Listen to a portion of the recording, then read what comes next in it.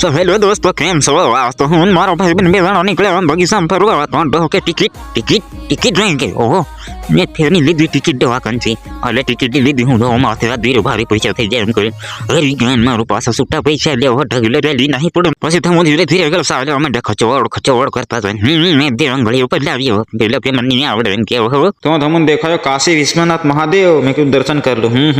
ક્યાં દર્શન કરી હર હર મહાદેવ. મેં કીધું બાબો વાઘ, માય ગોડ બાબો વાઘ.